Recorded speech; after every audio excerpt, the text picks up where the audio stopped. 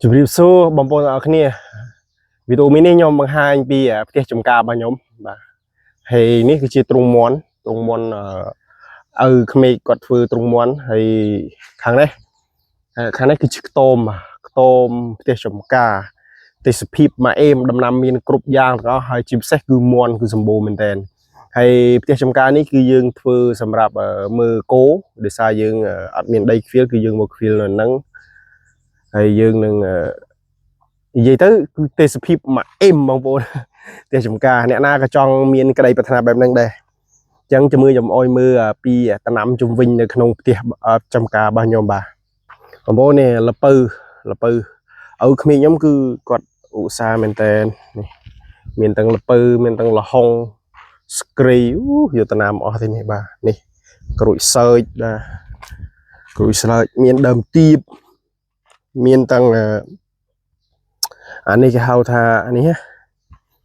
ស្លឹកខ្ទឹមឥឡូវគាត់កំពុងដាំនីងវងដាំអីទៀតនេះនិយាយទៅទេសភាពមកអេមបងប្អូនអើយនេះ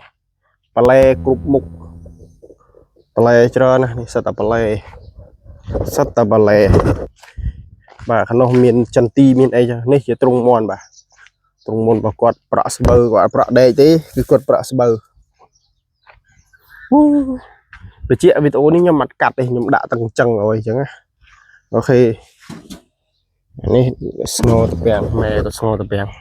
បាទនេះហើយឃើញអត់ផ្ទះចំការហើយណាបងប្អូនណា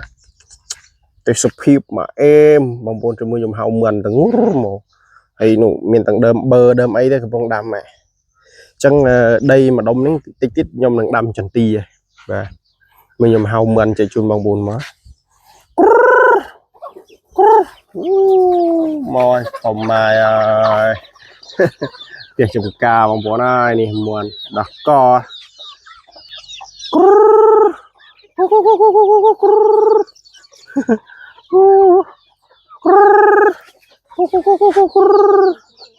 សិតតែមួនបងប្អូនហើយច្រើនអស់ទោះណាយកតាណាអស់នេះសិតតែមួនមិនច្រើនមែនតើហើយខាងនេះកន្លែងដាក់ក្រលគោបងប្អូនក្រលគោតែគោបញ្ចេញយកទៅខ្វៀលបាត់ហើយអញ្ចឹងមានទាំងចន្ទីឲ្យមើល view ផ្ទះចំការមកអេមបងប្អូនអើយស្អាតមើលរត់តាមិនផ្សាច់ឬហៅអញ្ចឹងផងអញនិយាយទេអើកវ៉ាហើយផ្ទះចំការខ្ញុំណាមាន2មាន3នាក់នេះហានេះ2មាន3នេះ